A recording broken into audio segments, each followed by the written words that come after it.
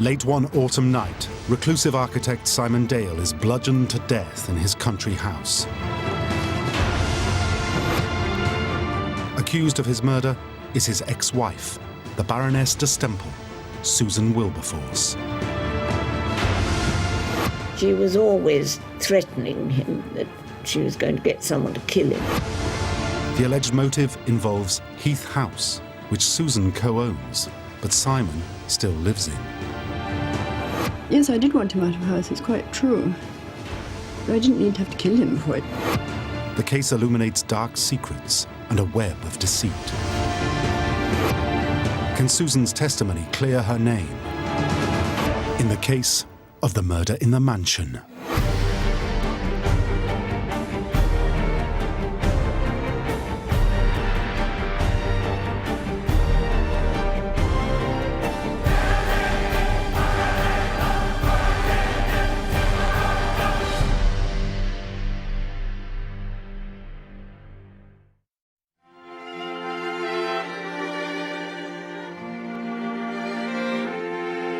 "68-year-old Simon Dale lives alone in the country mansion, Heath House. The eccentric old man is convinced the house is connected to the legend of King Arthur. Simon is nearly blind, but manages to get by without help and keeps to himself.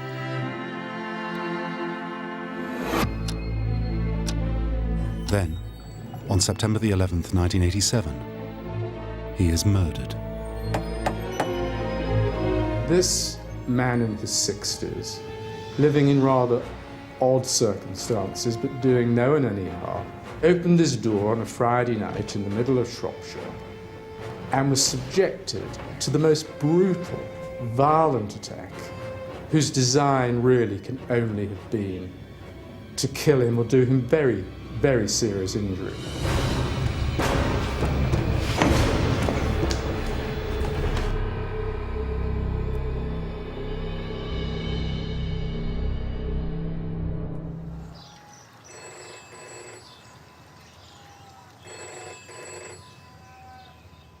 Two days later, Simon's secretary phones Heath House.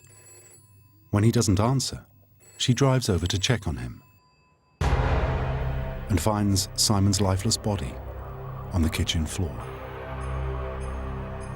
One of the first officers to arrive on the scene is forensic expert Geoffrey Daniels.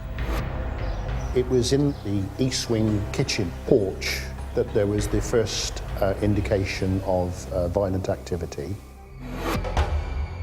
Inside the kitchen, the deceased was lying on his back, and there was blood around the head. Close examination revealed what appeared to be 5 wounds to the top of the head. And also there was a slight mark to the throat. Simon Dale's head wounds have been made by a heavy, blunt instrument.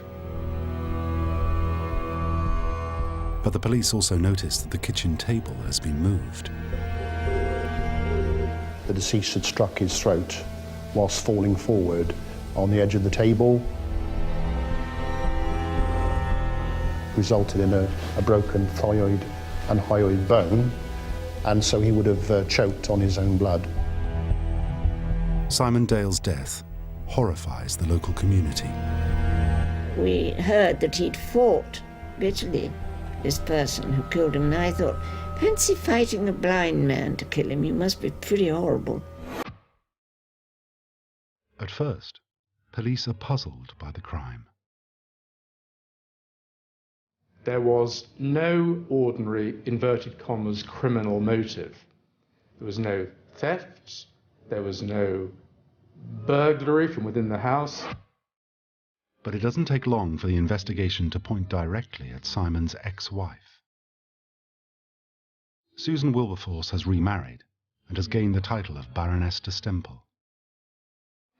There was only one motive. It was someone who hated him with such venom, they would go to that length. And the Baroness de Stempel was the only person of which there was evidence of someone really hating him at all.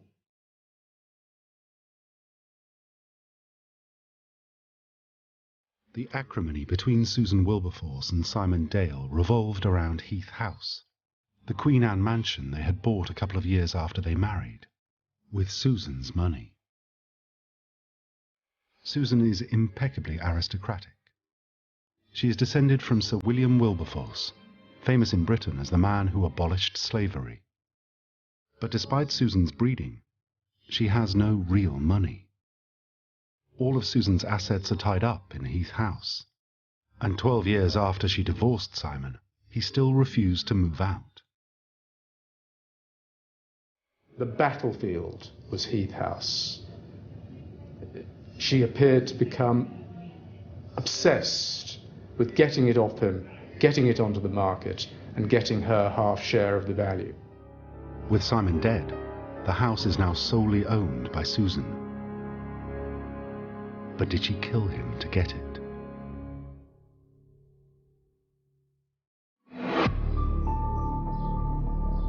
In the months leading up to Simon's murder, Susan is often on the grounds of Heath House.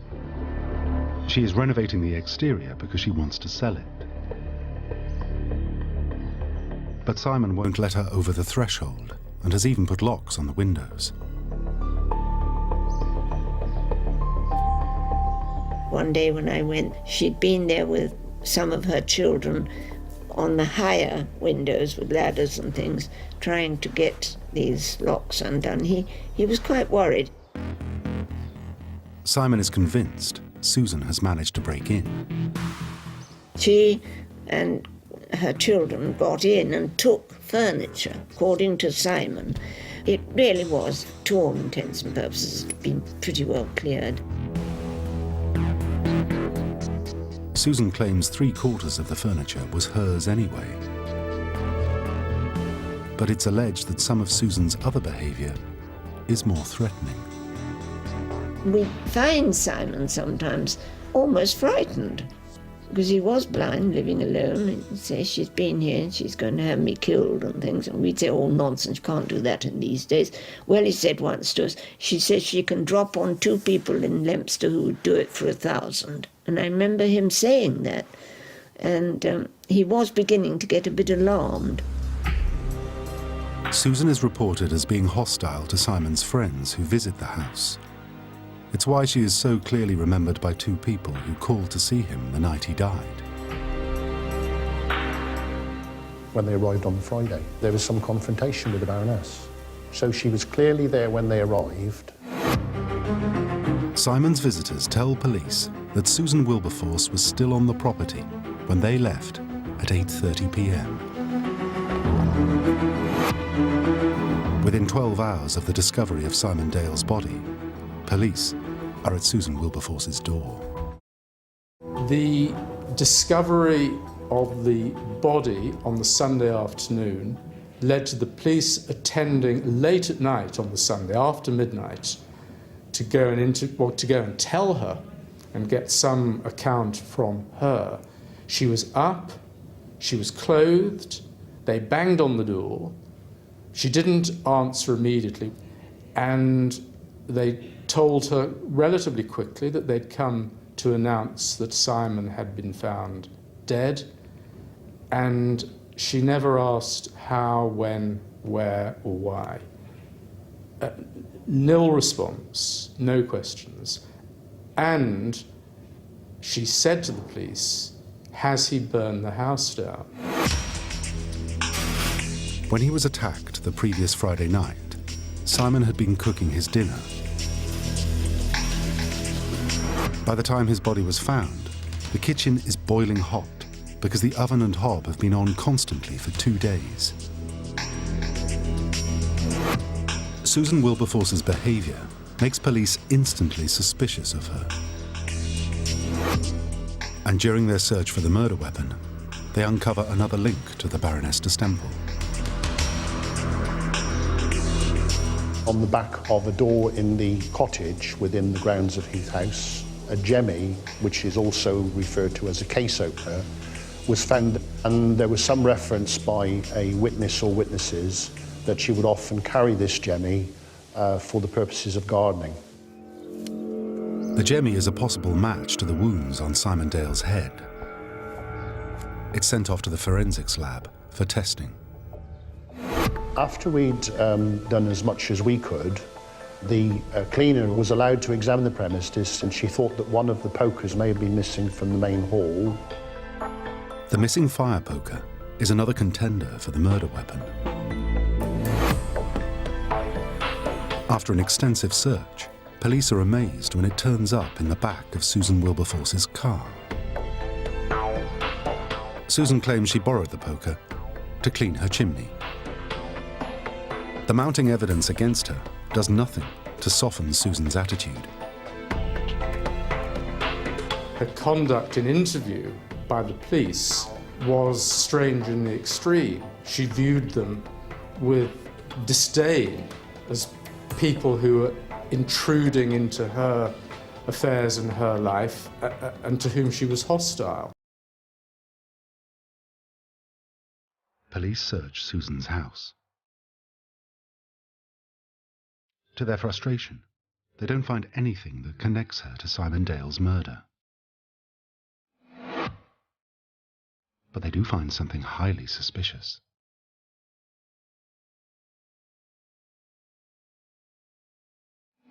One of the things they came across when her house was searched was a will made by Lady Illingworth. Lady Illingworth was Susan Wilberforce's great-aunt, known lovingly as Puss. She had helped raise Susan, introduced her to London high society, and was fabulously wealthy. Great-aunt Puss had moved out of her large London flat in 1984 and into Susan's small cottage.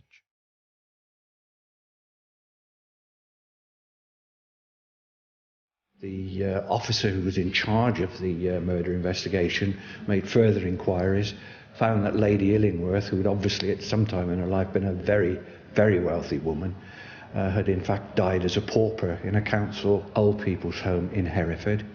And he went to the local crematorium, and he actually found that the cremation bill had not been paid. At almost exactly the same time Lady Illingworth moved in with Susan, her fortune started to disappear.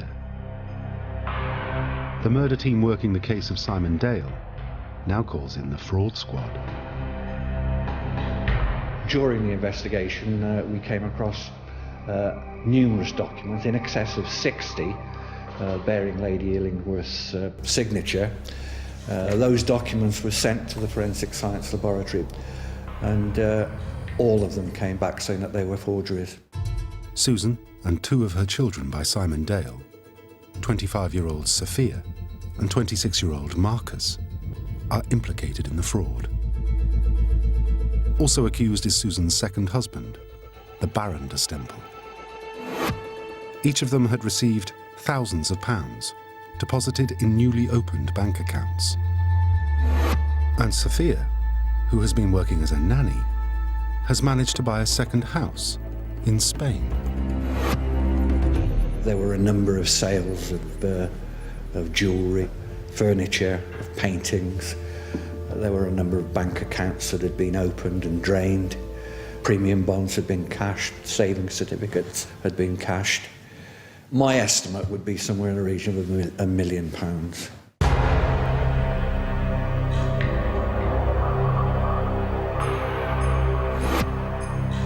On December the 14th, 1987, the police charged Susan, Marcus, Sophia and the Baron de Stempel with defrauding great-aunt Puss. 4 weeks later, they charged Susan with the murder of Simon Dale. The children and the Baron are eventually released on bail, but Susan is remanded in custody for 18 months. On July the 18th, 1989, 55-year-old Susan Wilberforce, the Baroness de Stempel, arrives at court. She pleads not guilty to murdering Simon Dale.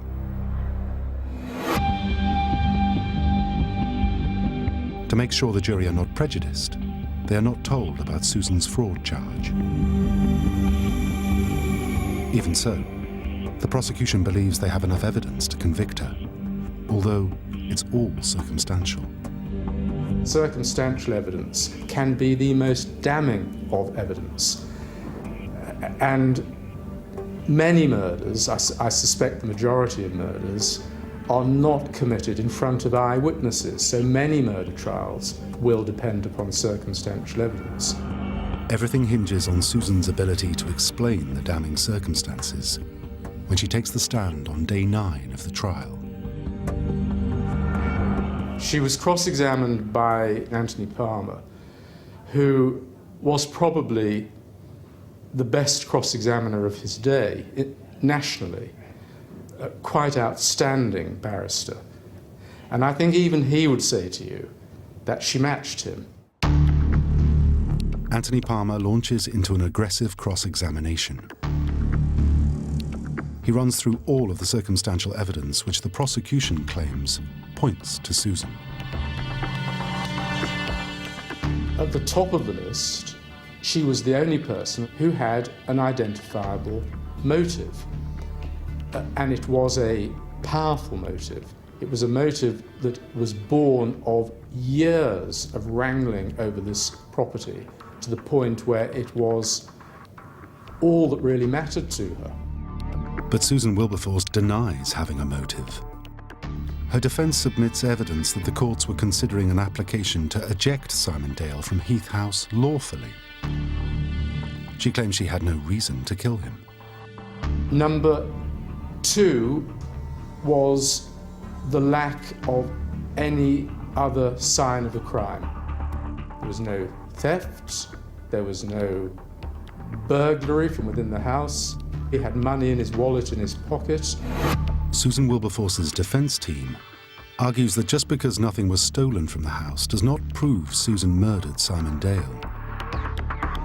Number 3, she was present at the house on the night he was murdered, not long before he was murdered, behaving in the odd way, hostile to his guests, spying and lurking. Susan does not dispute that she was at the house on the day Simon died. After all, she was often on the grounds and had every right to be there. She knew exactly how to deal with what she was going to have to deal with. She was a very careful, able presenter of the account she wished to give, and she was not, in my view, daunted by the enormity of the situation she was in. Even Susan's alibi exasperates the prosecution. She says she was at home watching Agatha Christie's Murder in the Vicarage on television the night Simon was killed. In response, her own barrister remarks that they could use a little help from Miss Marple in this case too. Next, the prosecution turns to the possible murder weapons. They claim there is very strong circumstantial evidence linking the jemmy to Susan. There was a witness, Adrian Tyndall, and he had come over one day and seen the Baroness in the grounds holding a jemmy, and he'd asked her, "Why have you got that?" And the answer was that she always carried it because she feared she would be attacked by Simon Dale. Prosecutor Anthony Palmer presses the point, suggesting that rather than use the jemmy for defence, Susan had attacked Simon with it. Susan is reported as saying, "You can suggest that until you're blue in the face. That is not true." The other possible murder weapon is the fire poker, retrieved from the back of Susan's car. It was examined by forensics, but it had been scrubbed clean. To the prosecution's frustration, there is no forensic link to Susan. There was no evidence found on either the poker or the case opener to indicate that it was well and truly involved in causing the wounds to Simon Dale's head. Only once does prosecutor Anthony Palmer appear to rattle Susan Wilberforce, when he suggests she was getting increasingly frustrated by her ex-husband. She was in a bit of trouble on one point, and snapped out an obscenity. The word she used was bollocks. I think she said, "Bollocks, Mr. Palmer." But she certainly said the first word. But rather than fuel the impression that Mr. Palmer has her on the ropes, Susan's outburst breaks the tension.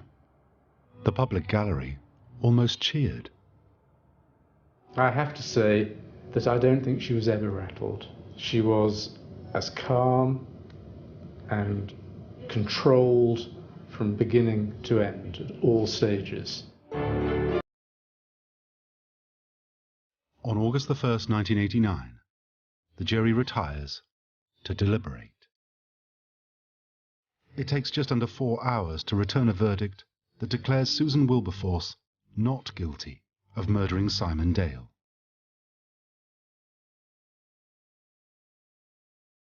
Two years later, in a typical act of defiance, Susan gives an interview in which she dismisses the entire basis of the case against her. Well, they had to think up something, didn't they? Yes, I did want him out of the house, it's quite true. But I didn't need to have to kill him for it, because the court was going to do it, and we were waiting for a date for it to be officially done. I didn't think I had a motive at all. Still, back in 1990, despite having just won her murder trial, she did not succeed in winning her freedom. Well, after the Baroness had been acquitted of the murder, she was taken back to the remand centre from whence she'd come to wait to stand trial for the fraud. Throughout the murder and fraud investigations, Susan has maintained her innocence. But 3 weeks before her fraud trial begins, she changes her plea to guilty.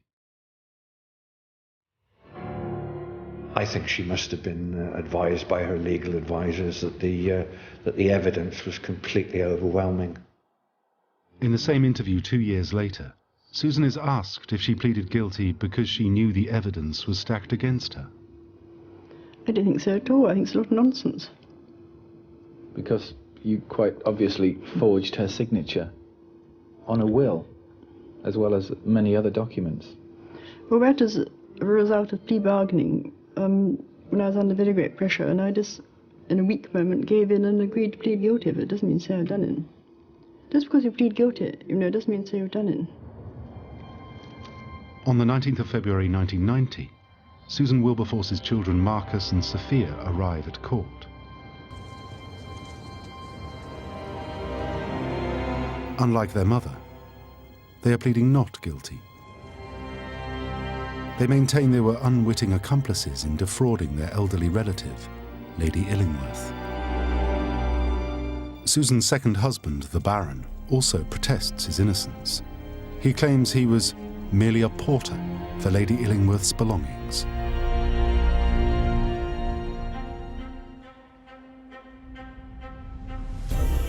After a 3-week trial, the jury finds them all guilty.